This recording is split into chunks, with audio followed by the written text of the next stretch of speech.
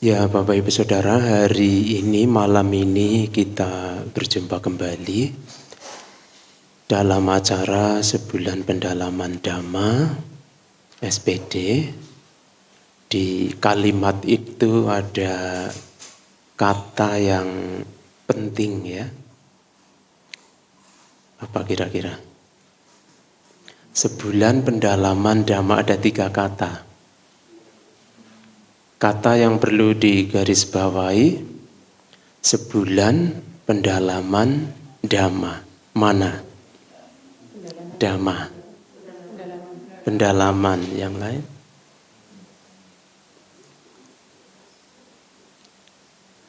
Saya kira pendalaman ya.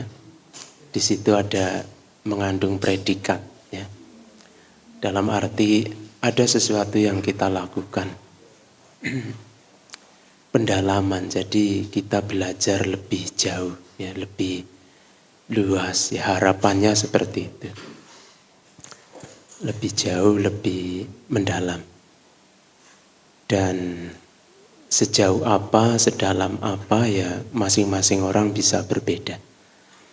Nah, untuk itulah Bapak Ibu Saudara, kita melakukan hal yang baik untuk diri kita masing-masing. Dan secara tidak langsung sebetulnya untuk orang lain juga. Logikanya bagaimana? Misalnya begini, Bapak Ibu melakukan hal yang baik untuk diri sendiri. Contohnya, Bapak Ibu makan, ya, pagi makan, siang, sore, malam kadang-kadang ada yang makan lagi. Mungkin ini ada sila ya, tidak makan. Bante saya tabrak saja Bante. Musim ada sila ya saya ya lanjut makan ya. Ada yang ada sila? Iya, sepertinya tidak banyak ya. Ada tapi tidak banyak. Umat di wihara yang lain banyak yang menjalankan ada sila ya. Ada itu 8. Sila kemoralan. Jadi latihan 8 kemoralan Buddhis ya. Jadi moral itu luas pengertiannya, maka di sini dalam konteks Buddhis ya, moral Buddhis ya. Lebih spesifik lagi, jumlah latihan 8 kemoralan itu yang telah ditetapkan ya, dikukuhkan, disahkan begitu ya oleh Guru Agung Buddha. Nah, tidak membunuh makhluk hidup, tidak mencuri, tidak berhubungan seks ya. Kalau kamesumi berarti tidak berzina ya, berbuat seks yang salah. Itu artinya masih melakukan tetapi dengan cara yang benar ya. Kamesumi cacara weramani. Itu untuk yang tidak ada sila ya. Sila yang ketiga, kamesumi cacara weramani, sikapadang sama diami. Saya bertekad menghindari perbuatan asusila ya, perbuatan seks yang tidak benar. Tapi kalau yang sila ketiga untuk yang ada sila, kalimatnya abrahmacarya, weramani, sikapadang sama diami. Jadi abrahmacarya, A itu tidak, Brahma itu sering diartikan luhur ya, atau suci. Jadi abrahma berarti tidak luhur ya, tidak suci, tidak mulia. Jadi dalam konteks ini sama sekali tidak melakukan hubungan seks. Ya, jadi abrahmacarya. Ya. Saya bertekad menghindari ya, melakukan hubungan ya, pasangan suami istri. Nah, jadi kamesumi cacara weramani dan abrahmacarya weramani jelas perbedaannya ya. Jelas. Kalau kamesumi masih melakukan hubungan suami istri, kalau abrahmacarya tidak ya. Nah, yang ada sila yang carya Weramani. Nah, jadi sila yang keempat tidak berbohong, sila yang kelima tidak mabuk-mabukan, termasuk mengonsumsi obat-obat terlarang. Ya, banyak jenisnya saya tidak hafal ya. Ya maklum ya, tidak hafal, wajar begitu ya, lumrah. Karena ya. Ya, kemudian yang sila yang keenam, tidak makan setelah tengah hari. Jadi untuk standar internasional yang saya dengar ya, jadi tidak hanya standar di Indonesia saja, tapi sudah dunia ya, sudah internasional. Jadi sepakat untuk tidak makan setelah tengah hari. Tengah hari itu jam 12 siang. Ya. Karena kalau kita tidak sepakat seperti itu, nanti menjadi menggunakan kebenarannya sendiri-sendiri. Bante di tempat kami jam 12 kurang 10 sudah azan. Azan zuhur ya, sudah tengah hari. Bante di tempat kami jam 12 kurang seperempat ya. Ada yang 12 lebih 10 misalnya, baru azan gitu. Jadi tiap-tiap hari berbeda. Nah, jadi untuk sepakat, kompak begitu ya, ya sudah ya jam 12. Nah, walaupun pada kenyataannya tiap hari bisa berbeda ya, karena perputaran bumi pada porosnya dan perputaran bumi mengelilingi matahari. Jadi hal seperti itu bisa membuat kondisi waktu tengah hari bisa berbeda dari hari ke hari. Nah, kemudian sila yang ketujuh ya, menghindari menggunakan kosmetik ya, perhiasan. Bapak Ibu masih banyak menggunakan perhiasan ya. Sebenarnya hal itu tidak usah ditanya ya, Bante gitu ya. Bapak Ibu ada sila atau tidak? Nah, tinggal melihat tampilannya sebenarnya di situ ya. Yaitu satu tanda ya, satu tanda atau ciri ya yang bisa dilihat. Karena kita ya dalam konteks ini melihat sila yang ketujuh itu ya. Nacagita wadita wisukadasana malaganda wile panadarana mandana wibu sanadana ya, menghindari ya menggunakan perhiasan, kosmetik, wewangian, bebungaan begitu ya, untuk memperindah atau mempercantik diri. Kemudian yang kedelapan, uca sayana mahasayana weramani sekapadang sama diami. Saya bertekad menghindari. Yang ada sila hafal ya, atau sudah lupa?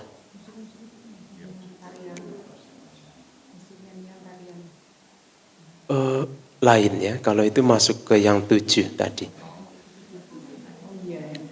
Iya, tidur di tempat duduk yang rendah ya, beralaskan koran gitu ya, yang rendah ya. Tidak begitu ya, maksudnya tidak di dipan yang tinggi begitu. Kemudian yaitu 8 sila ya. Jadi itu mengandung nilai-nilai kemuliaan ya, keluhuran. Tidak membunuh makhluk hidup jahat atau baik menurut Bapak Ibu? Baik atau jahat? Baik. Tapi di kasus yang lain, Bante, kami kalau tidak potong ayam nanti tidak ada nafkah masuk. Tidak ada penghasilan masuk. Ya, kan begitu ya. Realitanya kan di masyarakat begitu. Ya ini mohon maaf ya bagi Bapak Ibu yang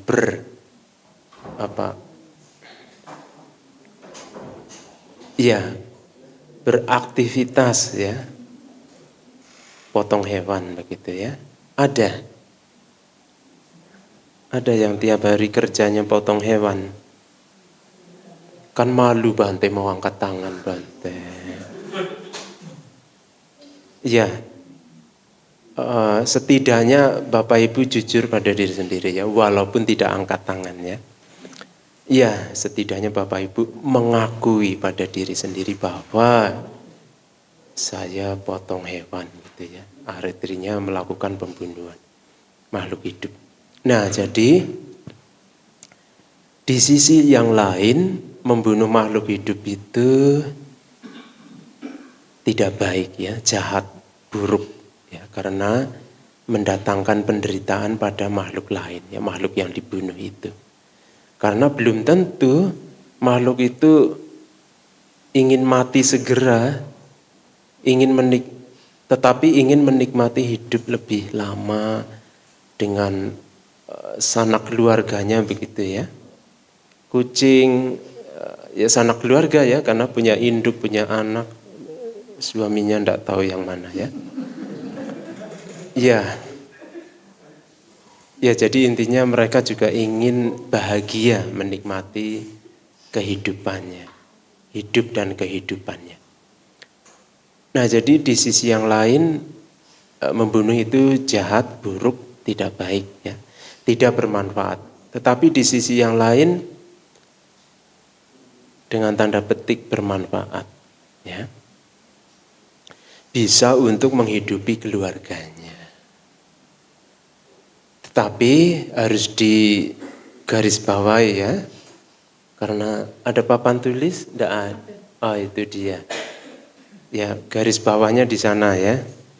Kalau secara tertulis begitu ya. Ya jadi artinya diperhatikan dengan saksama begitu ya. Meskipun tampaknya bermanfaat, tetapi di situ sifatnya sementara. Yang pertama, sifatnya sementara. Bermanfaat tetapi sifatnya sementara, ya. Karena tampaknya atau kelihatannya bermanfaat untuk menghidupi keluarganya, mencukupi kebutuhan-kebutuhan hidupnya. Tampaknya seperti itu. Nah, kemudian dan itu berlangsung sementara, ya. Misalnya Bapak Ibu memberi dana biaya saku ya, anak-anaknya mau berangkat sekolah, ada uang saku ya, nah ini ada uang saku ya, silakan disimpan di bawah ya, digunakan sebagaimana mestinya. Ya tampaknya berguna seperti itu, tetapi ya perlu diingat itu sementara. Nanti kalau uang sakunya sudah dibelanjakan ya habis begitu ya. Tapi kalau anaknya rajin menabung, nah belum tentu habis ya.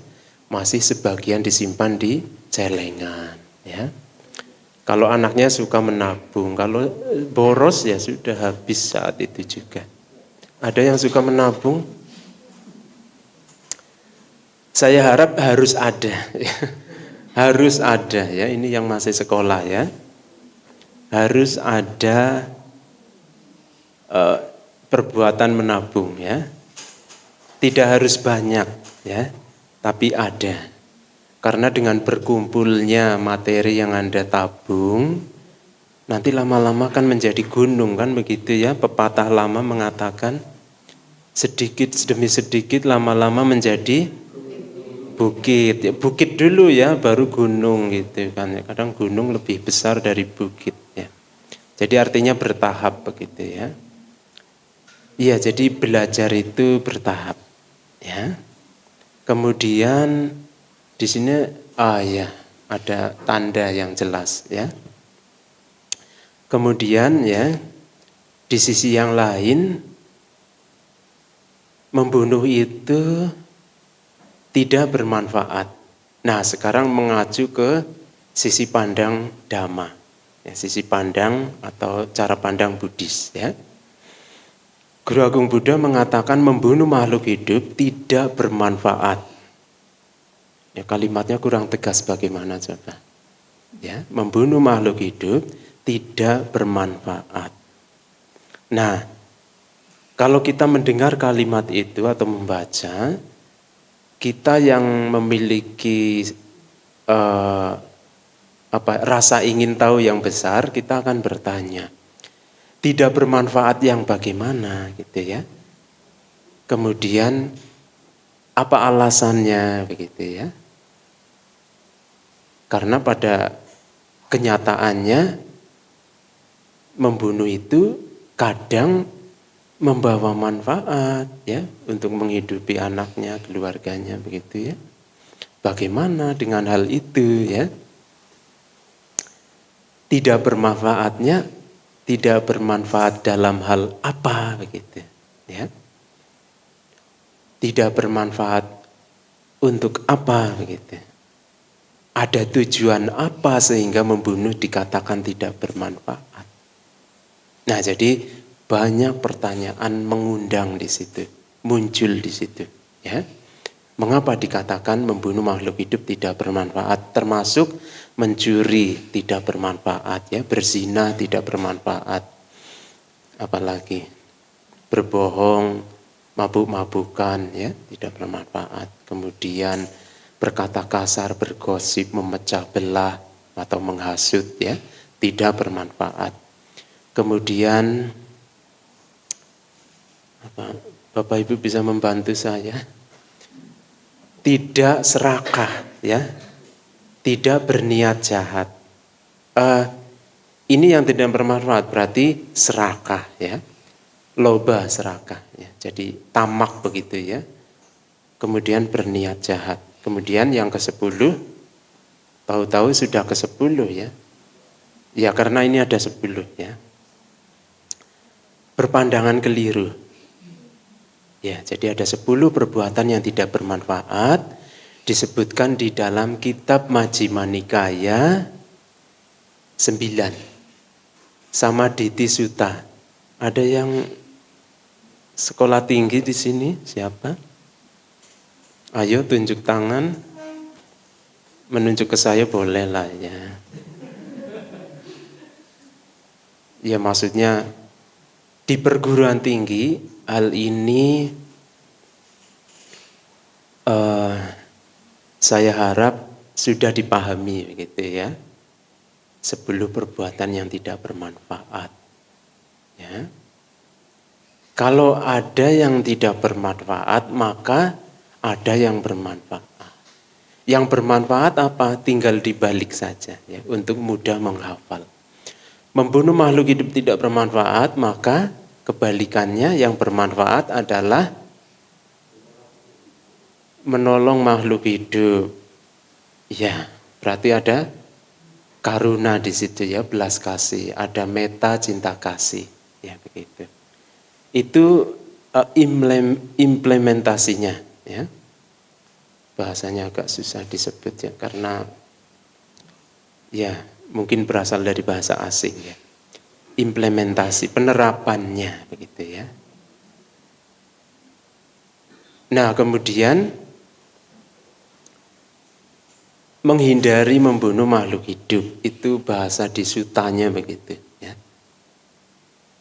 Nah, karena menghindari artinya ya tidak melakukan ya. Tidak melakukan pembunuhan gitu. Misalnya begini. Ada ular masuk ke ruangan ini. Bapak Ibu takut ya. Siapa yang tidak takut ular? Ya. Karena takut, Bapak Ibu terdorong untuk mengusir atau membunuh, bahkan ya ekstrim ya, membunuh. Siapa itu? Sebentar. Sepertinya saya pernah melihat ya. Atau sanak saudaranya barangkali. Ini jadi melenceng dari topik ya. Ya nanti dibahas ya. Jadi artinya Bapak Ibu Saudara, ada perbuatan tidak bermanfaat, di sisi yang lain ada perbuatan yang bermanfaat, begitu ya, di sutanya begitu. Perbuatan yang tidak bermanfaat itu tadi ya, sudah disebutkan membunuh, mencuri dan seterusnya. Kemudian sekarang perbuatan yang bermanfaat. menghindari membunuh makhluk hidup, menghindari mencuri ya, atau mengambil barang atau sesuatu yang tidak diberikan, menghindari perbuatan asusila, menghindari berbohong ya, menghindari menghasut, memecah belah ya, menghindari berkata kasar, menghindari bergosip atau omong kosong ya, dihindari. Kemudian menghindari ketamakan, menghindari niat-niat jahat ya. Kemudian menghindari pandangan keliru. 10 perbuatan bermanfaat ya. Nah, kalau kita telusuri lebih jauh, ternyata tidak bermanfaat ini dalam hal untuk mencapai kemajuan batin, pencerahan batin, ya, tataran kesucian. Ya. Dengan kalimat lain, seseorang yang menginginkan bebas dari penderitaan, maka 10 perbuatan tidak bermanfaat ini dihindari. Ya.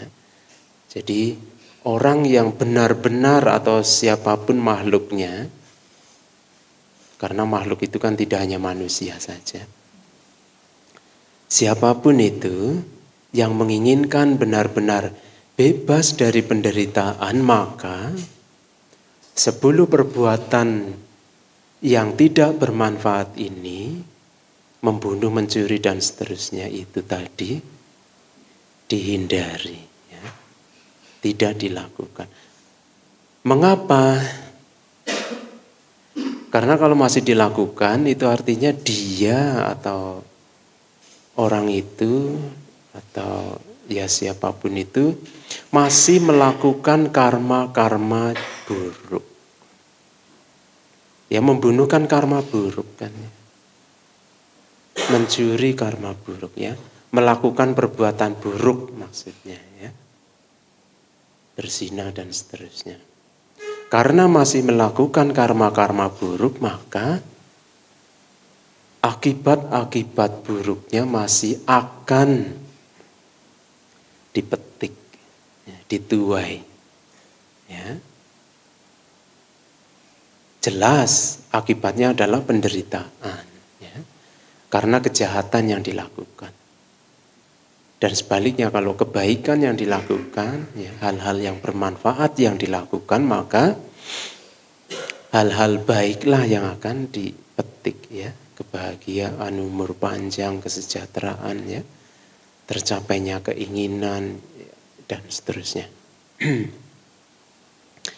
Nah, jadi Bapak Ibu Saudara, ini disebutkan di dalam kitab Majjhima Nikaya 9 Samaditi Sutta, ya. Khotbah Sang Buddha yang membahas tentang pandangan benar. Samaditi, pandangan benar, ya. Sama itu benar, diti itu pandangan. Ya, jadi kalau kata sama dan diti digabung maka menjadi artinya ya baik, artinya bagus, ya, positif, ya, pandangan benar. Tapi kalau kata diti sendirian tidak ada gabungannya dengan kata yang lain, sering diartikan lebih cenderung negatif, yaitu pandangan keliru, ya, diti, pandangan keliru. Atau kalau mau lebih lengkapnya ya mica diti gitu ya, mica ya keliru atau salah begitu ya, mica diti, pandangan keliru, kebalikannya dari samaditi, ya, pandangan benar. Samaditi masih ingat Bapak Ibu ada di mana? Tidak ada satupun yang ingat. 8 jalan utama. Tadi Ibu menyebutkan jalan mulia berunsur, agak ragu-ragu ya.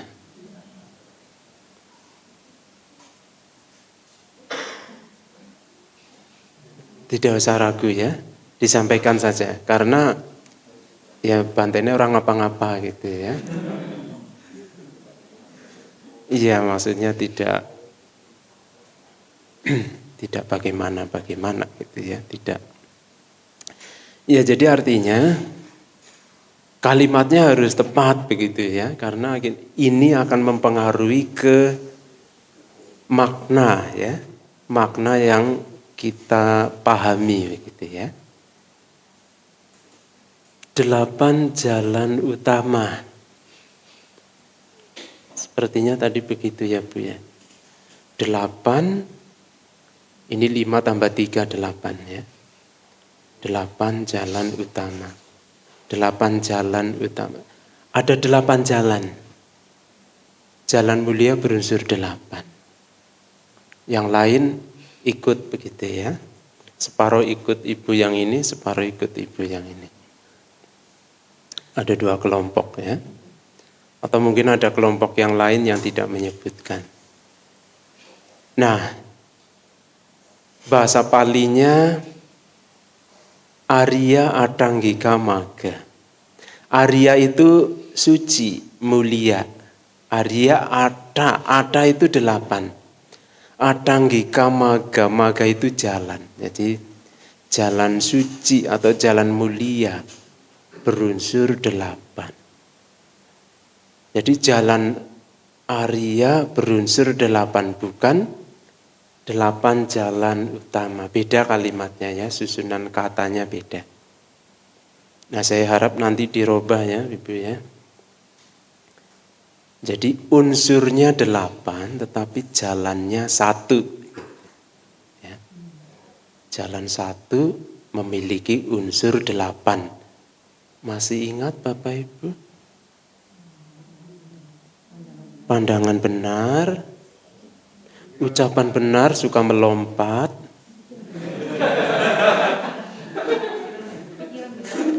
Tidak apa-apa ya, bantain orang apa-apa ya.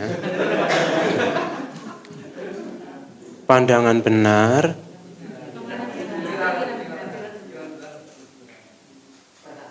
perhatian benar, melompat lebih tinggi. Ada syair yang kalimatnya melompat lebih tinggi ya. Pikiran benar ya. Pikiran benar atau ada juga yang mengatakan niat benar. Gitu ya. Pandangan benar, tadi ada yang mengucapkan pengertian benar. Yaitu masuk ke pandangan benar ya.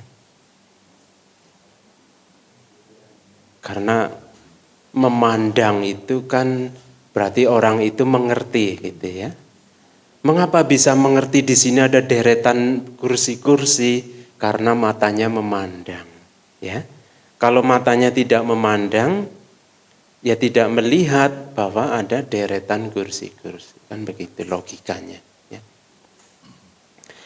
Jadi pandangan benar ya, kalimat lainnya ya pengertian benar. Kemudian yang kedua pikiran benar. Atau ada yang menerjemahkan niat yang benar. Ya. Kemudian yang ketiga, ucapannya Pak ya. Yang keempat, perbuatan benar. Perbuatan benar. Yang kelima, mata pencaharian. Ya, atau penghidupan benar ya untuk para biku. Kemudian yang keenam, 5, 6. Suka melompat ya. Nanti ajari saya melompat ya. Daya upaya benar. Yang ketujuh, ya, siapa tadi yang mengatakan perhatian benar? Oh iya, namanya siapa? Wiryo. Agak geser ke barat ya, Wiryo. Mohon maaf ya. Ya untuk, iya. Iya. Ya masing-masing orang punya cara ya. Perhatian benar. Yang kedelapan, Konsentrasi benar. Ya? Konsentrasi benar, ya. 8 jalan, 8 unsur, ya. Ya, jadi jalan mulia berunsur 8. Jadi jalan mulia yang mempunyai unsur 8. Yang mempunyai 8 unsur. Arya Adanggika Magga, atau istilah lainnya Majjhima Patipada, jalan tengah Majjhima, tengah, ya, atau menengah Majjhima, Patipada, ya, jalan Arya atau jalan tengah, begitu singkatnya. Nah, Bapak Ibu Saudara,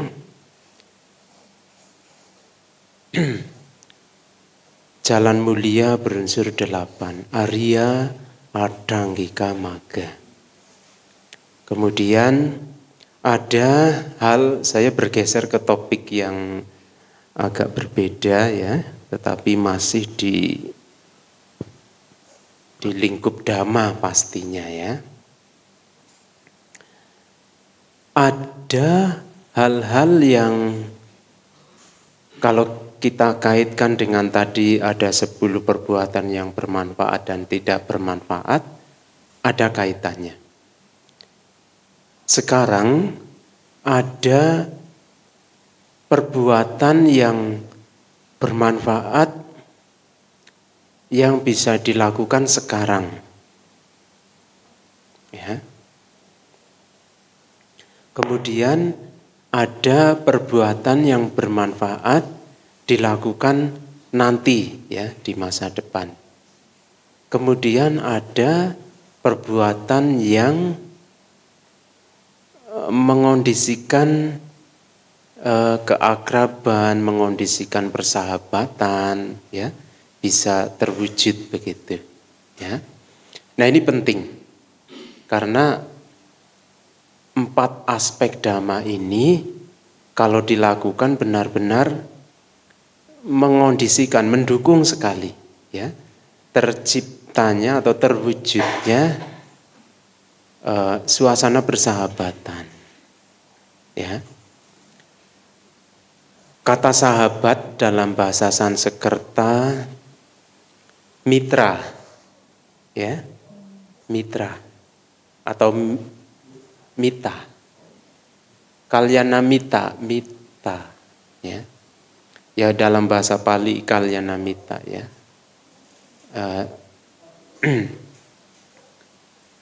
Jadi yang pertama, seseorang itu perlu melakukan pemberian, berdana. Ya, berdana, memberi, membantu, ya, termasuk membantu, menolong, begitu, ya.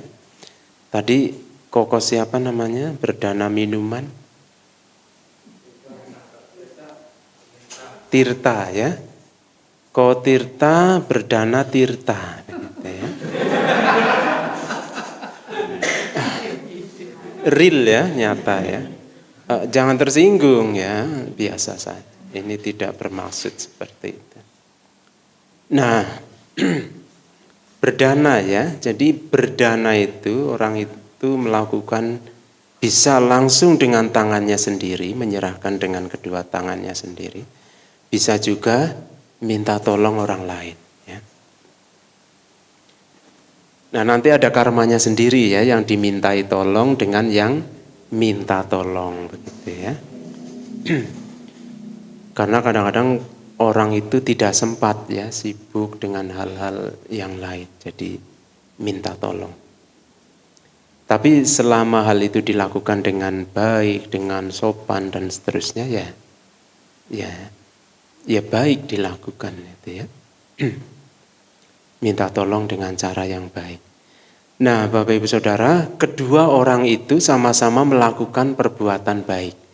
Yang berniat berdana, kemudian yang dimintai tolong untuk menyerahkan dana. Ya. Sama-sama berbuat baik. Terlebih lagi kalau yang dimintai tolong itu melakukan dengan sepenuh hati, ya, seolah-olah barang yang akan didanakan itu miliknya sendiri. Karena merasa seolah-olah walaupun dia sadar itu bukan barangnya sendiri, tetapi seolah-olah begitu ya, seakan-akan begitu itu miliknya sendiri, maka dia melakukan dengan sepenuh hati, dengan cara yang baik, dengan sopan, dengan hormat dan seterusnya, ya. Seolah-olah dia melakukan pemberian itu atas barang-barangnya sendiri, gitu ya. Walaupun dia sadar itu dia sedang dimintai tolong, ya, dimintai bantuan. Nah, karena melakukan dengan sungguh-sungguh seperti itu, maka ya dia berbuat baik, bahkan bisa melebihi kualitasnya, bisa melebihi orang yang minta tolong itu.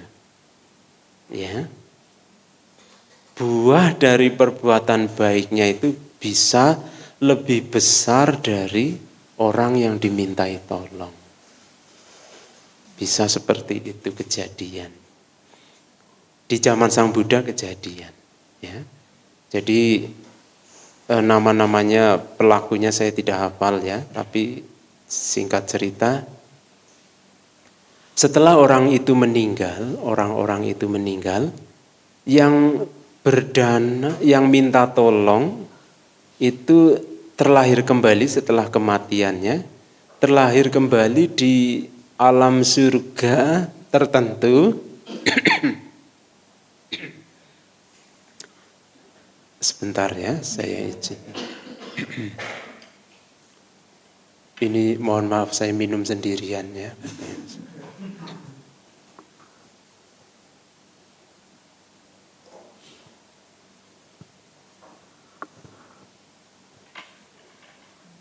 Mengapa saya minta teh, ini juga ada latar belakangnya. Iya, maksudnya ada tujuannya begitu ya. Teh itu menghambat fungsi obat katanya begitu. Ada yang dokter bilang begitu. Jadi maksudnya kalau kita sedang mengonsumsi obat, jangan langsung disusul minum teh begitu. Nanti jeda berapa jam begitu ya. Tunggu obatnya itu beroperasi dulu ya, melebur di dalam ya, menghalangi fungsi obat gitu katanya begitu. Kemudian mengurangi atau kolesterol dan lain-lain begitu ya katanya. Meningkatkan kesehatan tubuh. Jadi orang-orang Jepang kan suka tradisi minum teh ya. Meningkatkan daya tahan tubuh itu katanya ya. Kemudian ya banyak ya. Karena bukan dokter jadi tidak hafal ya Bapak Ibu. Jadi dulu ini cerita pengalaman sedikit ya. Tujuannya untuk memotivasi ya Bapak Ibu Saudara, bukan sedang bagaimana begitu ya, bukan. Jadi orang tua saya begitu terkena diabetes. Padahal sering minum teh. Ya. Baik di rumah maupun di tempat mencari nafkah, sering minum teh. Tetapi caranya ini yang membedakan. Minum tehnya itu ditambah gula. Nah tadi saya minta supaya tawar saja ya. Nah disinilah poin pentingnya ya. Ada pesan dhamma maksudnya begitu ya yang ingin saya sampaikan. Ada pesan positif atau apa istilahnya ya, pesan moral begitu ya, pesan dhamma yang penting untuk saya sendiri dan ya sebenarnya untuk semuanya ya. Jadi boleh minum teh manis, tapi jangan sering-sering. Ya. Karena kandungan gulanya itu nanti tidak baik untuk tubuh. Ya. Bayangkan saja pagi, siang, sore atau malam teh manisnya tanpa henti. Ya, kalau hal itu dilakukan terus-menerus setiap hari, ya menumpuk, ya kadar gula dalam darah menumpuk. Ya. Maka menjadi tidak normal begitu ya, sampai di atas 200 ya. Jadi ya semakin tinggi semakin sukar dikendalikan. Nah, jadi pesan damanya adalah cara yang dilakukan itu saya ubah begitu ya, menjadi tidak ditambah gula. Mengapa? Karena saya tidak mau kena diabetes. Ya, secara gampang kalimatnya begitu ya. Atau dengan kalimat lain, saya tidak mau menderita seperti yang orang tua alami. Ya, cukuplah orang tua saya. Tapi nyatanya kan tidak kan ya. Meskipun saya bertekad sudah cukup orang tua saja yang kena diabetes, orang lain jangan. Tapi pada kenyataannya banyak orang lain yang terkena diabetes. Ya, walaupun saya dalam hati mengucapkan sudah cukup, biarlah orang tua saya saja yang orang lain jangan, gitu ya. Tapi pada kenyataannya di masyarakat ya banyak orang yang terkena diabetes. Nah, dari kalimat ini kita bisa mendapat pemahaman bahwa kita tidak bisa mengendalikan orang lain. Ya. Kita tidak bisa mengatur orang lain sepenuh waktu. 24 jam non-stop. Ya. Tidak bisa. Kalaupun mungkin bisa, dalam waktu tertentu, dalam jangka waktu tertentu saja. Ya. Kalau kita membahas lebih jauh lagi, nanti sampai pada anatta. Ya. Pada konsep anatta. Nah, sekarang lanjut ke tadi sudah dana ya. Kemudian yang kedua, piyawaca. Jadi melakukan pembicaraan atau diskusi yang menyenangkan. Tetapi harus ingat, kata menyenangkan di sini itu jangan asal menyenangkan, ya. Setidaknya harus ada pesan moral di situ, ya, ada pesan dhamma di situ. Atau dengan kata lain, mendidik, ya, harus mendidik. Atau kalau kita menggunakan kalimatnya Bante Panyawaro,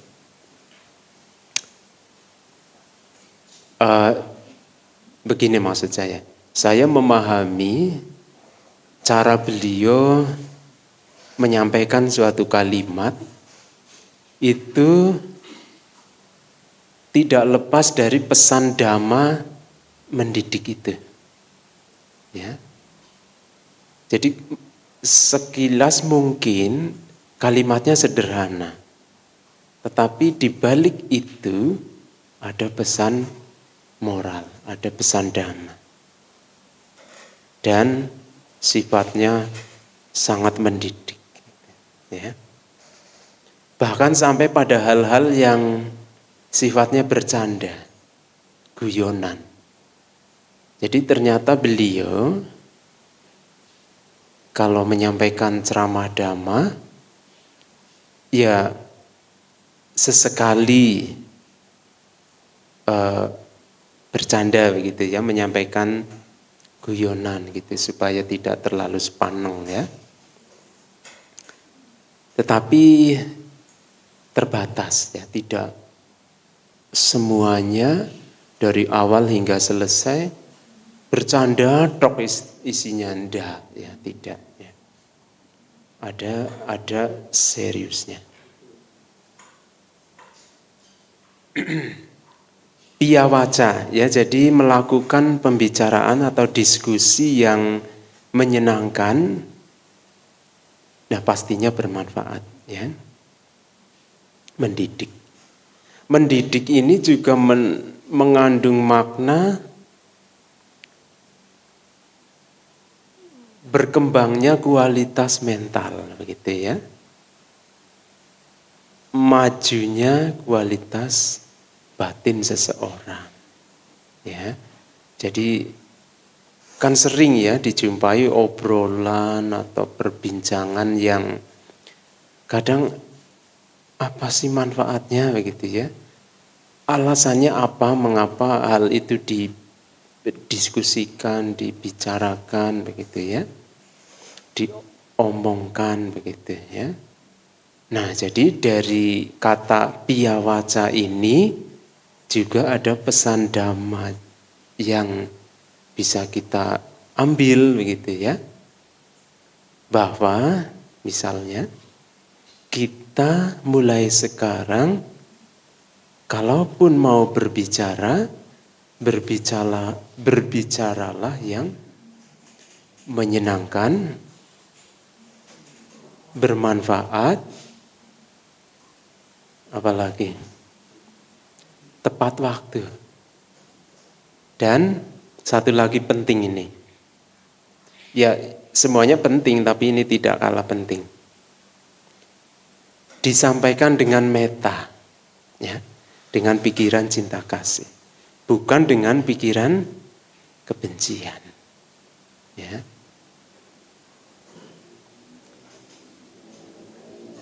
Disampaikan dengan tepat waktu, mengandung kebenaran, ya, jadi tidak berbohong begitu ya, nyata, gitu. Kemudian dengan pikiran cinta kasih, dan karena dengan pikiran cinta kasih itu artinya ya termasuk dalam pengertian tidak menyakiti begitu ya, tidak kasar begitu misalnya. Piyawaca, dana piyawaca. Selanjutnya atta carya. Ya. Melakukan hal-hal yang berguna, bermanfaat. Kemudian yang keempat, samana tata. Jadi batinnya tetap tenang, tetapi di balik ketenangan itu tidak sombong. Ya. Kan kadang orang kita tidak tahu ya, si A tidak banyak bicara, tampaknya tenang. Tetapi siapa tahu di dalam batinnya, di dalam pikirannya ada kesombongan. Nah, ini beda sama natata, diam tapi tidak menyimpan kesombongan, gitu ya. Tetapi diam tetapi di pikirannya, batinnya diliputi cinta kasih, ya, belas kasih, begitu ya, pikiran-pikiran yang baik, sifat-sifat yang luhur, ya.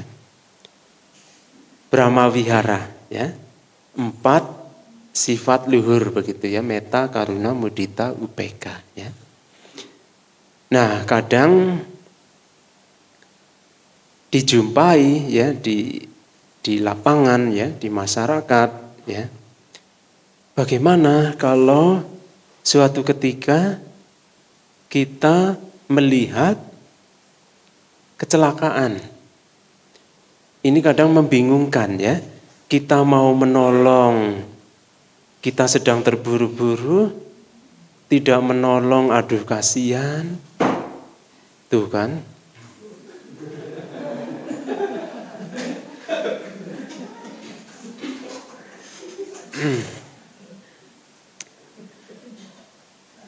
Kita hanya bisa berharap mudah-mudahan ada orang lain yang segera menolong. Kita hanya bisa di dalam pikiran kita seperti itu. Ya, mudah-mudahan bisa tertolong segera. Ya. Tetapi karena di sini ada ajaran tentang UPK, batin yang seimbang, maka kita berusaha untuk berbatin seimbang. Ya. Saya memahami batin yang seimbang itu tidak ada keserakahan, tidak muncul kebencian, seimbang. Ya, kan ada kasus misalnya begini, si A kecelakaan, kemudian si B dan teman-temannya melihat, tidak menolong, tetapi malah syukur gitu ya, syukur gitu, nyukuri gitu. Nah itu bagian dari kebencian. Ya. Senang melihat temannya kecelakaan, menderita. Bukannya batin seimbang, malah nyukuri, ya. Muncul pikiran tidak suka, kemudian muncul pikiran suka, tetapi suka yang salah gitu ya, keliru. Ya.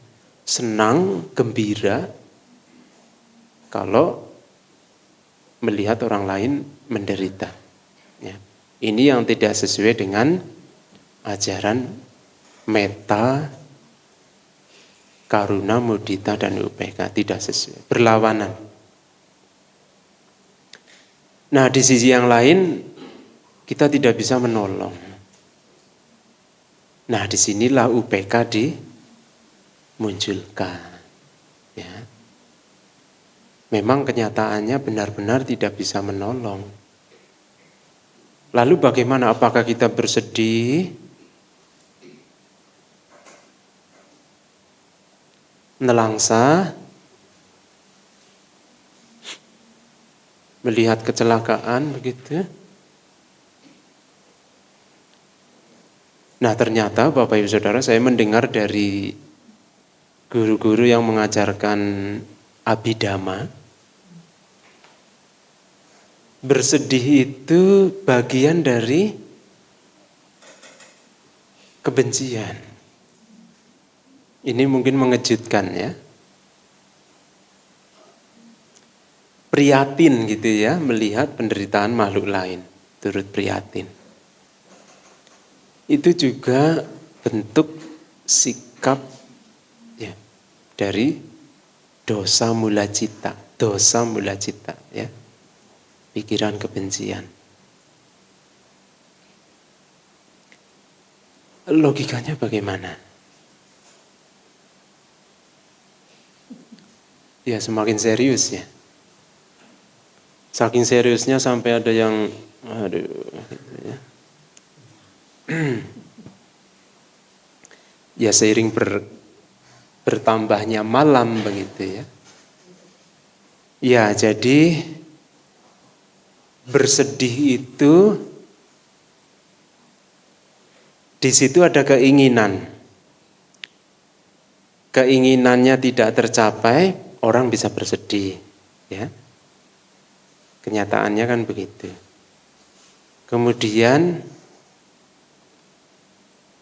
karena keinginan tidak tercapai, orang bisa bersedih, kecewa, putus asa, dan seterusnya. Dan sebaliknya kalau orang melihat orang lain berhasil, kemudian dia iri hati, ya, tidak suka. Itu juga bagian dari kebencian, ya, iri hati. Nah, tidak tercapainya keinginan, orang bersedih, kecewa.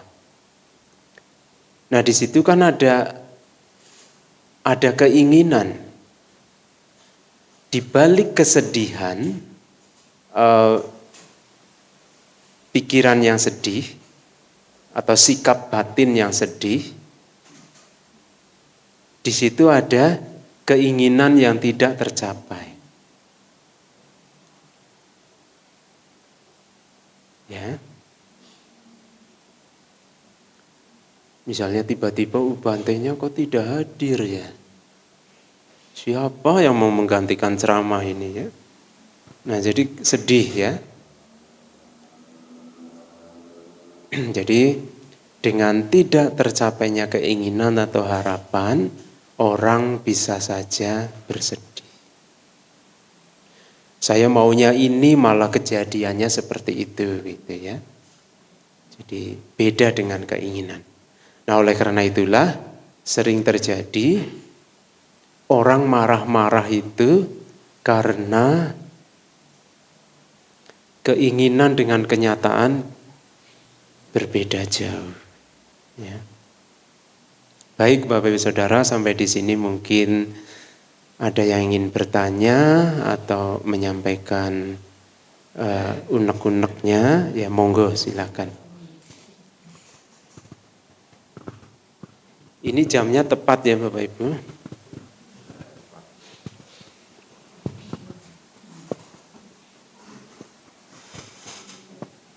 Ya karena ini kan SPD, jadi ada sesi diskusi ya, tanya jawab. Ya silakan. Kalau misalkan kejadian berangkat kerja pakai kereta, kita sudah tepat waktu sesuai dengan tiket.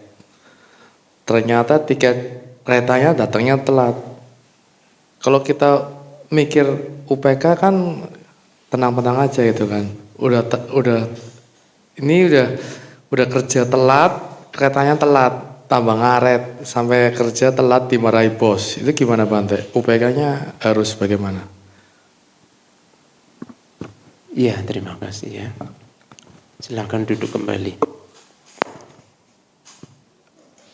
Kita tetap berusaha untuk tidak jengkel sama bos. Itu UPK-nya. Tidak termasuk tidak menyalahkan diri sendiri. Kenapa datang terlalu awal misalnya. Atau sebaliknya, keretanya yang telat. Ya. Kita sudah tepat waktu tetapi pihak lain yang tidak tepat waktu. Sikap tidak menyalahkan pihak lain, itu UPK-nya di situ. Tapi ini tidak mudah ya, tidak menyalahkan pihak lain itu tidak mudah. Sering terjadi kita segera menyalahkan orang lain. Oh, gara-gara itu si A, si B, nah ya, menyalahkan pihak lain. Tetapi kalau menyalahkan diri sendiri itu juga mengandung bahaya. Ya. Misalnya begini. Kan ada di masyarakat itu orang yang bunuh diri, ada tidak? Ada ya, kasus bunuh diri. Itu juga karena di dalam pikirannya ada sikap batin atau sikap mental. Salah satunya adalah menyalahkan diri sendiri. Nah, jadi dengan kata lain, menyalahkan diri sendiri mengandung bahaya.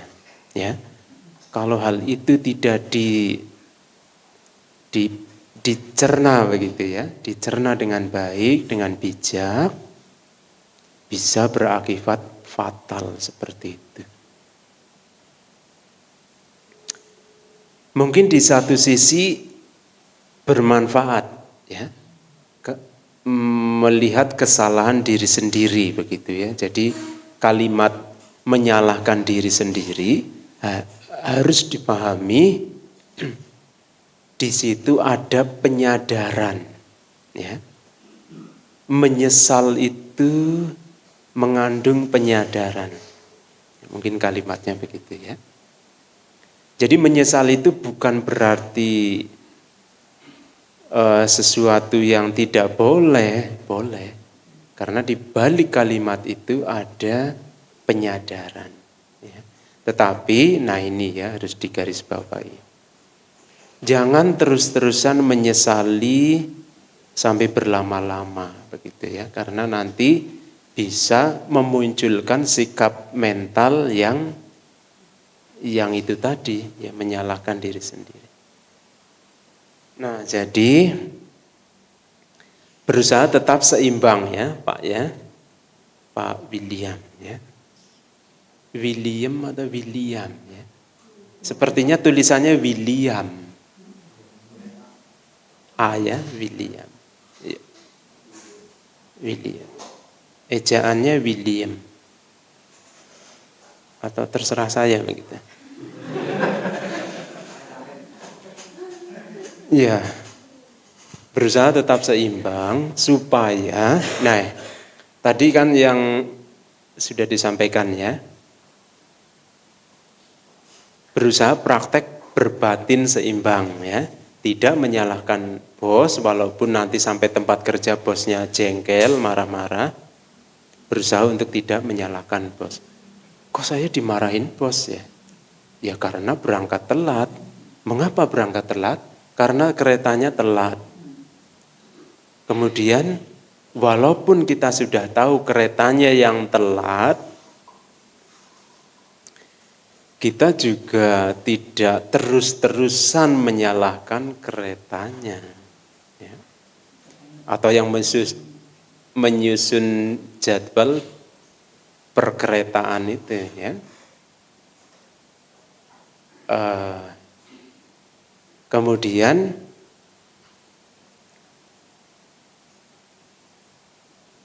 tidak menyalahkan keretanya, kemudian kemungkinan besar tidak menyalahkan diri sendiri ya, karena keretanya yang salah gitu ya.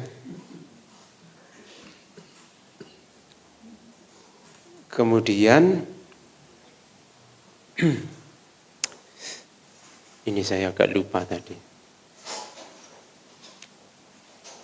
terlalu flashback, terlalu banyak, ini juga beresiko Bapak Ibu ya. Jadi artinya misalnya begini, Bapak Ibu sedang mengendarai mobil, terlalu lama melihat kaca spion berbahaya. Ya, maksudnya begitu ya. Boleh melihat kaca spion tapi jangan lama-lama. Kenapa? Pasti ada alasan logisnya. Alasan logisnya adalah supaya tidak kecelakaan. Ya. Karena kalau begini terus, ya kan bisa tidak melihat ke depan kan ya. Terlalu lama melihat kaca spion kan itu artinya melihat ke belakang. Kalau kita pandangan mata diarahkan ke belakang, arah depan tidak nampak. Kalau tidak nampak ya sudah. Ya kecelakaan bisa terjadi. Jadi artinya ya melihat ke masa lalu boleh-boleh saja, tetapi jangan lama-lama begitu ya. Karena di situ mengandung bahaya. Ya. Sudah terjawab Pak William? Sudah ya. Jadi tetap berusaha berbatin seimbang meskipun ada pihak-pihak lain yang tidak sesuai dengan harapan kita. Dengan cara berusaha untuk tidak terus-terusan menyalahkan pihak lain. Nah ini ingat ya. Karena dengan terus-terusan menyalahkan pihak lain,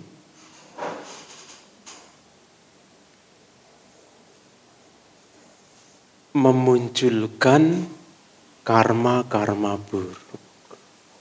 Ya. Membuat karma-karma yang tidak baik. Kebencian muncul. Ya. Umumnya ya, orang kalau sedang marah, di situ ada kebencian tidak? Ada ya. Bahkan kalau marahnya sampai ekstrim itu sampai mukul ya, sampai mengeluarkan kata-kata kasar ya, sampai membunuh ya. Marah yang saking tingkat tinggi ya. pembunuhan bisa terjadi. Kebencian muncul di situ, ya, di dalam batin seseorang.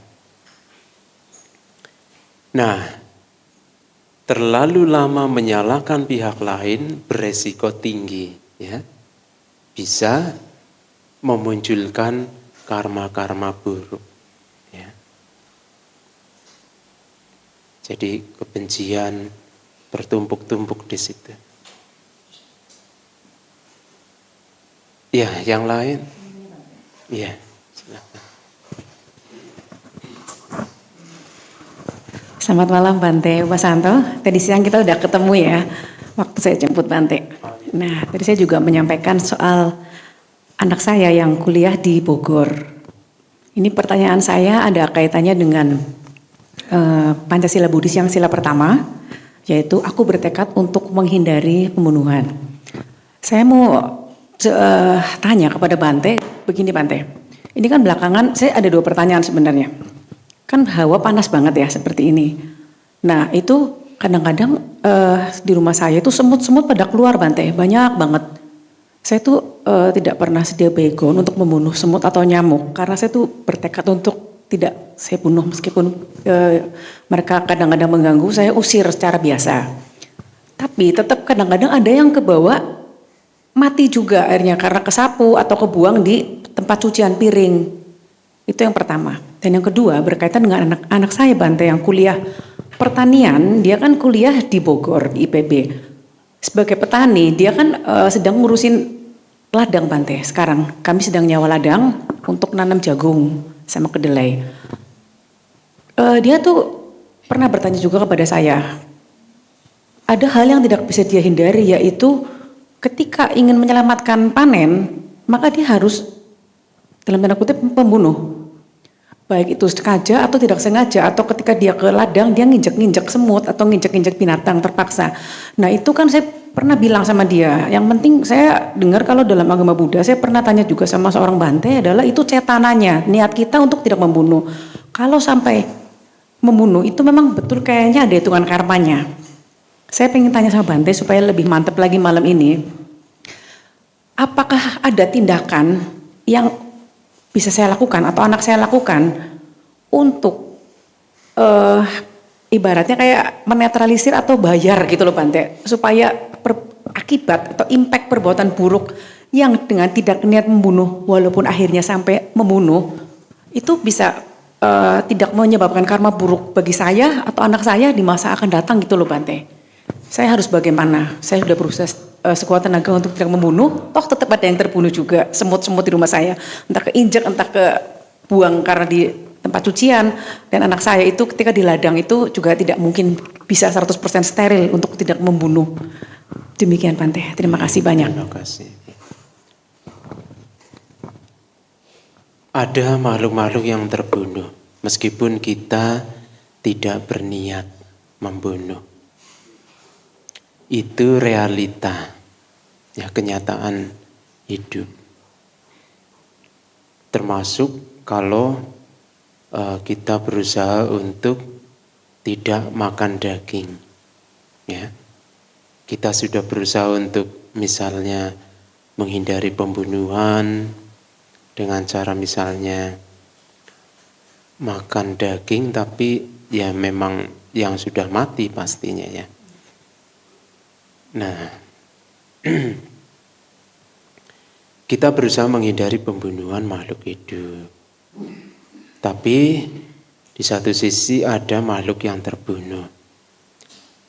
Nah, di situ mengandung pengertian, misalnya makhluk itu memetik karma buruknya. Ya. Jadi mereka mati dengan cara misalnya terguyur di air cucian misalnya. Jadi mereka mati dengan cara seperti itu. Kemudian itu yang terjadi pada hewan-hewan ya, atau mati karena disapu gitu ya, kegilas sapu atau kegilas kain pel begitu ya. Mereka mati dengan cara seperti itu. Itu yang terjadi pada hewan-hewan. Lalu yang terjadi pada manusia beragam juga. Ya, ada yang meninggal secara alami, ada yang meninggal kecelakaan, begitu ya. Jadi makhluk-makhluk meninggal dengan banyak cara, begitu ya. Jadi ya kita mendapat pemahaman bahwa makhluk-makhluk itu sedang memetik buah karma buruknya, ya. Kemudian di sisi yang lain kita mendapat pemahaman kita harus melakukan sesuatu yang baik supaya buah dari karma buruk tidak begitu besar menimpa kita. Intensitasnya tidak terlalu besar mengena pada kita. Ya. Bagaimana? Ya, melakukan kebaikan, melakukan banyak perbuatan baik, ya, yang bermanfaat untuk diri sendiri dan bermanfaat untuk pihak lain. Ya, berdana, membantu, menolong, termasuk function, ya, memaafkan. Jadi banyak hal yang bisa dilakukan. Perbuatan buruk yang pernah kita lakukan di masa lalu, kalaupun akan berbuah, ya silakan berbuah. Mengapa? Karena kita tidak bisa mengatur hukum alam, itu yang pertama. Siapa yang mampu mengatur? Ya, kama niyama. Kan ada 5 ya, panca niyama ya. Cita niyama, hukum alam yang mengatur tentang pikiran. Utu niyama, mengatur tentang suhu, iklim ya. Bija niyama, hukum alam yang mengatur biji-bijian, benih dan seterusnya. Kama niyama, hukum alam yang mengatur tentang perbuatan. Dan dhamma niyama ya. Ya, dhamma niyama contohnya seperti bodhisatta akan lahir ke dunia ya, gempa gitu ya. Bodhisatta mencapai kebudaan ya, gempa.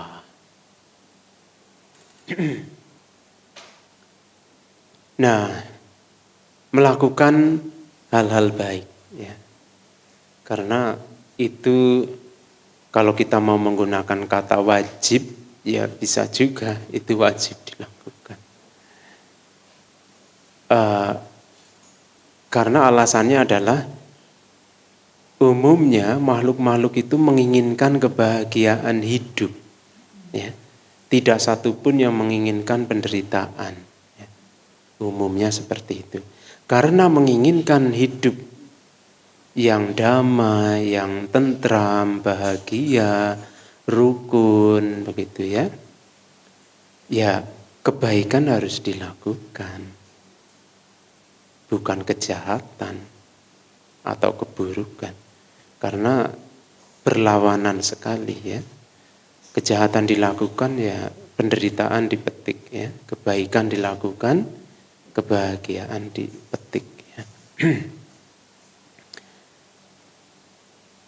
Jadi untuk benar-benar bisa menghindari pembunuhan makhluk hidup,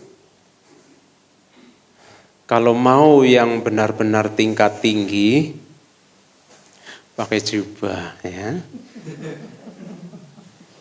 Ya, ya kalau ibu menjadi Adasilani misalnya. Ya. Untuk yang wanita ya.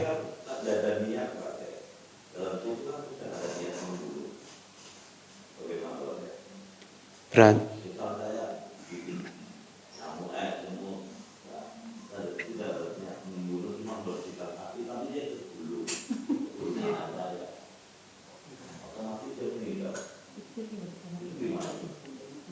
Karena tidak ada niat, berarti tidak ada cetana. Ya, cetana itu kan niat ya, kehendak. Jadi tidak ada niat melakukan kejahatan, membunuh misalnya. Ya sudah, Itu karmanya makhluk itu. Ya. Itu seperti yang manusia, ya. Iya, faktor-faktor pembunuhan terjadi begitu ya. Kan ada 5 faktor. Iya, ada makhluk hidup, kemudian tahu kalau makhluk itu masih hidup, ada usaha.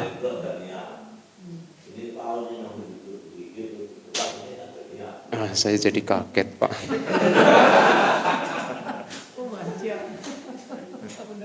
Iya. Iya, jadi ada 5 faktor itu ya Pak ya. Ada makhluk hidup, ada tahu kalau makhluk itu masih hidup, ada usaha, ada niat ya yang ketiga. Ada usaha untuk membunuh dan makhluk itu mati. Ada 5 faktor. Tapi kalau tidak ada niat, ya berarti bukan.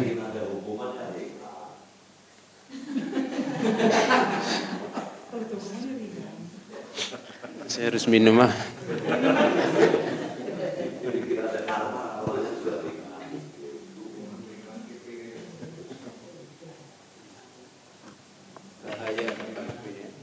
Minum sambil bahaya ya. Tadi sampaikan ke anak saya seperti itu ya Bang, yang penting nggak ada niat kan. Kalau dia ke ladang itu Iya. menghindari siksa-siksa kayak gitu. Iya, tidak ada niat itu ditekankan sekali. Ya. Yang penting tidak ada niat. Saya bilang sama dia untuk tidak makan, ya tiba-tiba ambil terus lauter. Makanya kami pun dia pun nggak mau kan, kalau pergi ke restoran seafood gitu atau apa dia nggak, kami nggak pernah sekeluarga memang. Iya. Sebisa mungkin jangan mengunjungi. Iya. Karena kalau di tempat itu nanti muncul pemikiran, saya mau yang itu. Iya. Itu berarti ada niat. Saya mau yang itu gitu ya. Ya, menunjuk ya. Jadi diam loong gitu ya. Saya tidak mau yang itu sudah lama di kulkas gitu. Saya mau yang ini. Ya. Jadi sudah ada niat ya untuk mengkondisikan pembunuhan terjadi. Jadi niat itu di salah satu sutta itu malah disebutkan cetana itulah karma gitu. Iya, jadi apa ya, karma itu dimulai dari pikiran gitu ya. Kalau kita korelasikan dengan syair Dhammapada ya ada ya. Misalnya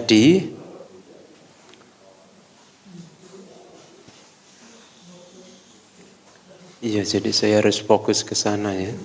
Karena barangkali masih bertanya begitu kan ya. Iya, jadi misalnya syair Dhammapada yang pertama dan kedua ya. Mano Bubanggamadama ya, mano seta, mano maya. Manasace padut dena basatiwa karotiwa ya. Tato nangduk kamanweti dan seterusnya ya. Kalau Bapak Ibu hafal bisa bantu saya. Ya, jadi artinya pikiran itu pelopor dari segala sesuatu. Jadi kalau tidak ada niat, ya sudah, kita tidak usah menyesali terlalu lama. Jadi praktek UPK dijalankan di situ. Ya. Karena kalau tidak UPK nanti menjadi itu kesedihan berkepanjangan itu, menyesali berlama-lama. Ya. Menyesali terlalu lama beresiko. Ya. Resiko yang tertinggi itu tadi ya, sampai mengakhiri hidup ya, yaitu resiko tinggi.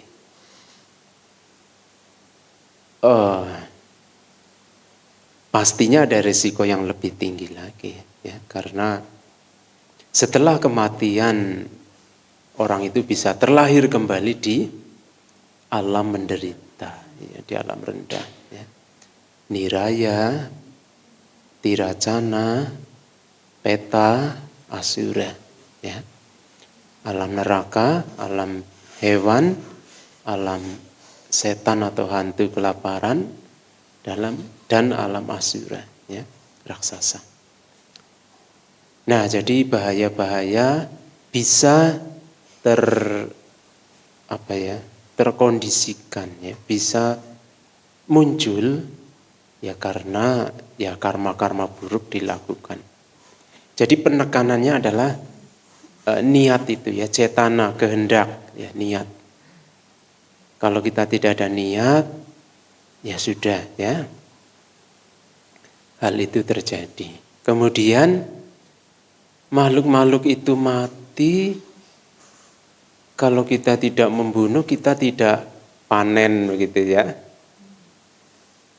Jadi membingungkan, ya, kalau kita tidak membunuh, kita tidak panen. Kalau kita tidak panen, ya kita tidak makan, begitu ya. Tidak.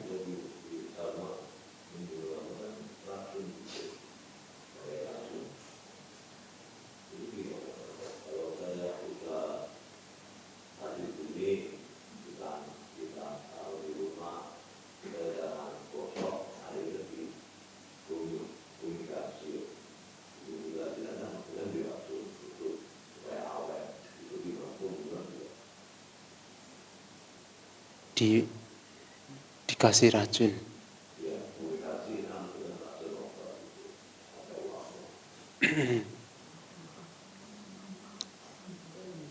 Ya, itu tadi masuk dalam resiko. Ya.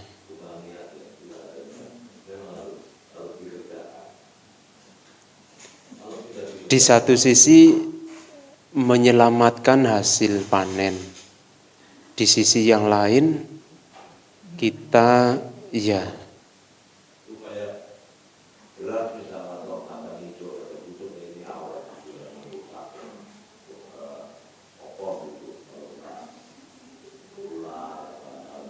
iya.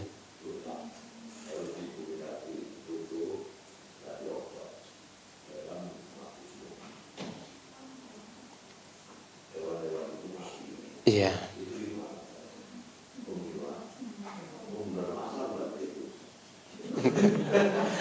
Ya malah sudah dijawab sendiri.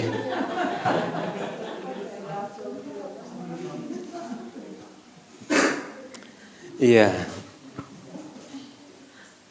Jadi kejadian yang sukar dielakkan gitu ya. Yaitu yang saya katakan resiko, ya. Salah satu resiko hidup di dunia. Kemudian salah satu resiko berumah tangga. Kemudian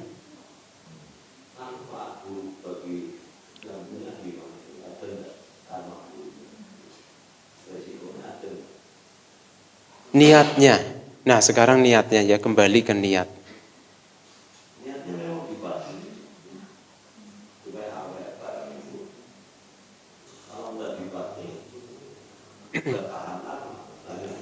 Iya.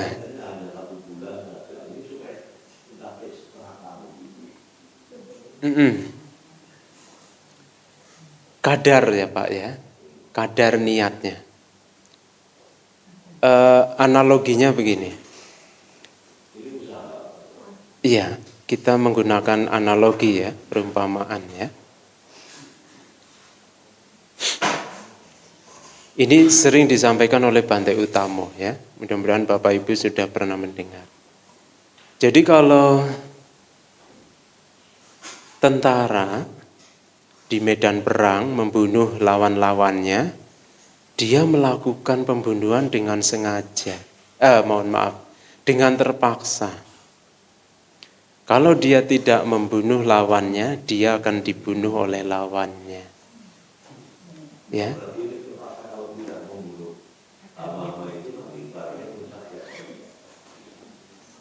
Jadi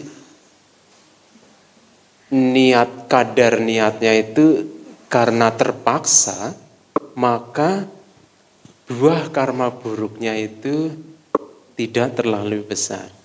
Jadi ada buah karma buruknya, tetapi tidak terlalu besar. Mengapa? Karena sangat terpaksa.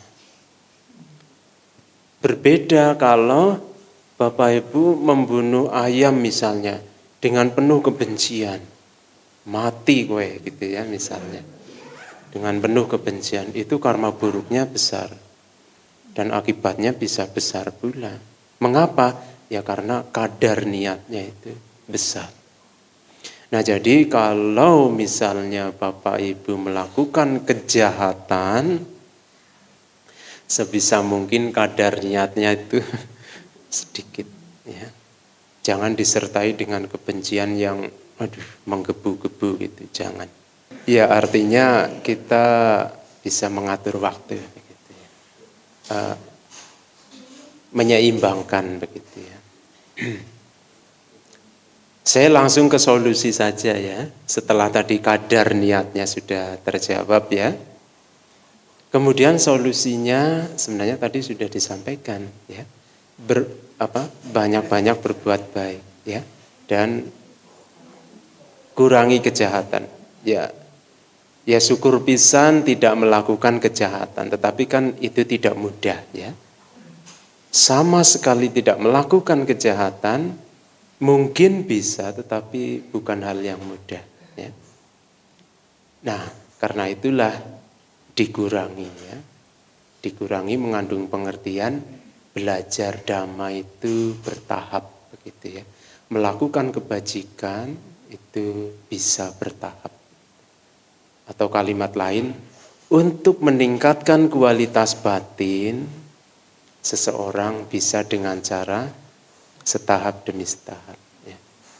Logikanya bagaimana? Kan tidak mudah ya, begitu lahir ke dunia langsung mencapai arahat. Langka sekali kejadian begitu ya. Bapak Ibu pernah mendengar ada bayi mencapai arahat? Nah, jadi artinya belajar itu bisa bertahap. Ya. Kemudian tadi solusi ya, banyak berbuat baik ya, yang bermanfaat. Kadarnya atau cetana ya kalau bisa, kalau melakukan kejahatan ya saya tidak menganjurkan ya, bukan. Tidak sepantasnya menganjurkan melakukan kejahatan.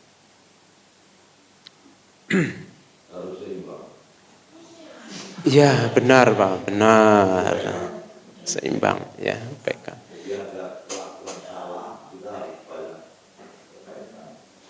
Ya harus banyak berbuat baik ya. Menyesal boleh, tapi jangan berlarut-larut ya. Karena mengandung bahaya ya kalau terlalu lama. Nah, ada sutanya tersendiri ya nanti ya. Berkaitan dengan bahaya.